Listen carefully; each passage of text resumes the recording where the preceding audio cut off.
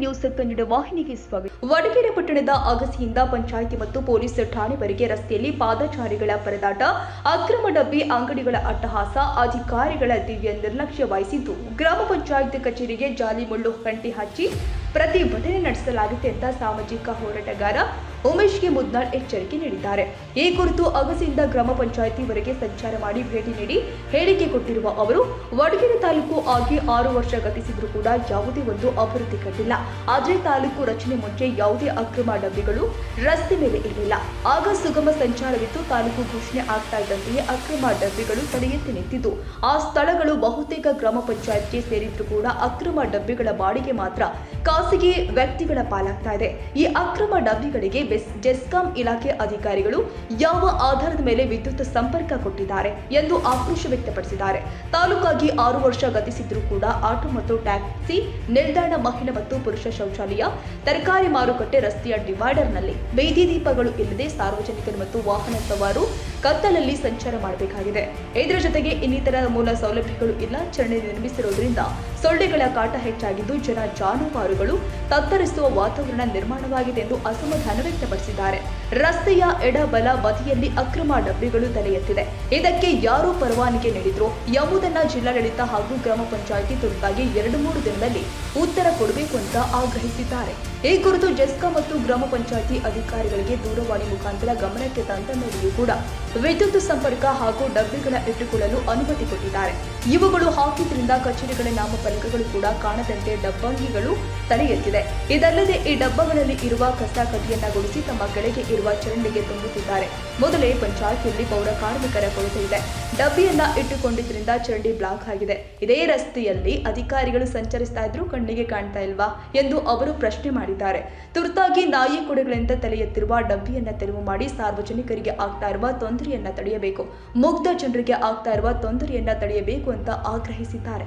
ವಡಗೇರೆ ಪಟ್ಟಣಕ್ಕೆ ಜಿಲ್ಲಾಧಿಕಾರಿಗಳು, ಜಿಲ್ಲಾ ಪಂಚಾಯತ್ ಕಾರ್ಯನಿರ್ವಾಹಕ ಅಧಿಕಾರಿಗಳು ದಿಢೀರ್ ಭೇಟಿ ಕೊಟ್ಟು ಸ್ಥಳ ಪರಿಶೀಲನೆ ಮಾಡಿ ಅಗತ್ಯ ಕ್ರಮ ಕೈಗೊಂಡು ಸಾರ್ವಜನಿಕರಿಗೆ ಅನುಕೂಲ ಮಾಡಿಕೊಡಬೇಕು ಅಂತ ಆಗ್ರಹಿಸಿದ್ರು. ಇಲ್ಲವಾದಲ್ಲಿ ಗ್ರಾಮ ಪಂಚಾಯಿತಿ ಕಚೇರಿಗೆ ಜಾಲಿ ಕಂಠಿ ಮುಳ್ಳುಗಳನ್ನ ಬಡಿದು ಬೃಹತ್ ಪ್ರತಿಭಟನೆ ಮಾಡಲಾಗುತ್ತೆ ಎಂದಿದ್ದಾರೆ. ತಾಲೂಕಾಗಿ 6 ವರ್ಷ ಗತಿಸಿದ್ರು ಕೂಡ ಆ ಪಂಚಾಯಿತಿ ವ್ಯಾಪ್ತಿಯಲ್ಲಿ ಬರ್ತಕ್ಕಂಥ ಈ ಪಟ್ಟಣ ಕತ್ತಲಲ್ಲಿ, ನಗರ ದೀಪ ಇಲ್ಲ. ಅಲ್ಲಿ ಪ್ರಮುಖ ಅಗಸಿಯಲ್ಲಿ 16 ಹಳ್ಳಿಗೆ ಹೋಗ್ತಕ್ಕಂಥ ಸ್ಥಳ, ರಸ್ತೆ ಇದ್ದು, ಸರ್ಕಲ್ ಇದ್ದು, ಆ ಸರ್ಕಲಲ್ಲಿ ಮೂಲಭೂತ ಸೌಕರ್ಯ ಇಲ್ಲ, ತರಕಾರಿ ಮಾರುಕಟ್ಟೆ ಇಲ್ಲ, ರಸ್ತೆ ಬದಿಯಲ್ಲಿ ನಿಂತು ಮಾರತಕ್ಕಂಥ ಪರಿಸ್ಥಿತಿ ನಿರ್ಮಾಣದ, ಆಟೋ ನಿಲ್ದಾಣ ಇಲ್ಲ, ಟ್ಯಾಕ್ಸಿ ನಿಲ್ದಾಣ ಇಲ್ಲ.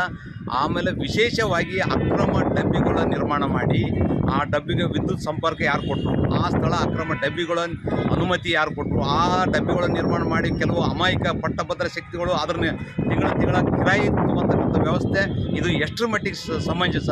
ಮತ್ತು ಗ್ರಾಮಗಳು ಅದರಲ್ಲಿ ಏನಂತ ಚರಂಡಿ ಸ್ವಚ್ಛ ಇಲ್ಲ, ಗಬ್ಬೆದ್ದು ನಾರ್ದು ಸಾಂಕ್ರಾಮಿಕ ರೋಗದ ಭೀತಿಯಲ್ಲಿ ಜನರು. ಅದಕ್ಕಾಗಿ ಮಾನ್ಯ ಜಿಲ್ಲಾಧಿಕಾರಿಗಳು ಮತ್ತು ಜಿಲ್ಲಾ ಪಂಚಾಯತ್ ಸಿಒ ಅವರು ದಿಢೀರ್ ಗ್ರಾಮಕ್ಕೆ ಭೇಟಿ ನೀಡಿ ತಕ್ಷಣ ಆ ಸಮಸ್ಯೆಗೆ ಪರಿಹಾರಕ್ಕೆ ಮುಂದಾಗಬೇಕು. ಇಲ್ಲದಿದ್ದರೆ ಗ್ರಾಮ ಪಂಚಾಯತಿಗೆ ಜಾಲಿ ಮುಳ್ಳು ಪಡೆದು ಪ್ರತಿಭಟನೆ ಮಾಡಬೇಕಂತಕ್ಕಂಥದ್ದು ನಾನು ಎಚ್ಚರಿಕೆ ನೀಡ್ತಿದ್ದೇನೆ.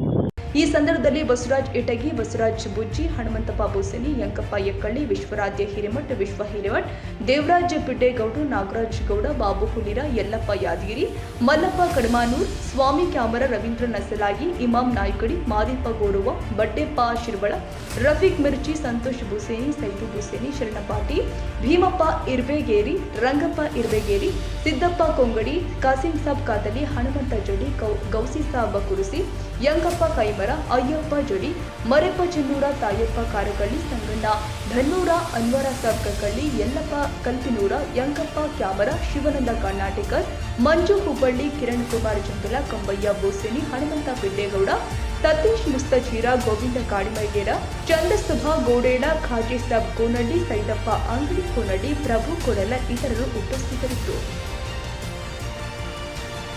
ತಾಜಾ ಸುದ್ದಿಗಾಗಿ ಎಂಟಿವಿ ನ್ಯೂಸ್ 24x7ಗೆ ಸಬ್ಸ್ಕ್ರೈಬ್ ಮಾಡಿ ಮತ್ತು ಬೆಲ್ ಐಕಾನ್ ಅನ್ನು ಒತ್ತಿ. ತಪ್ಪದೇ ಲಿಂಕ್ ಶೇರ್ ಮಾಡಿ.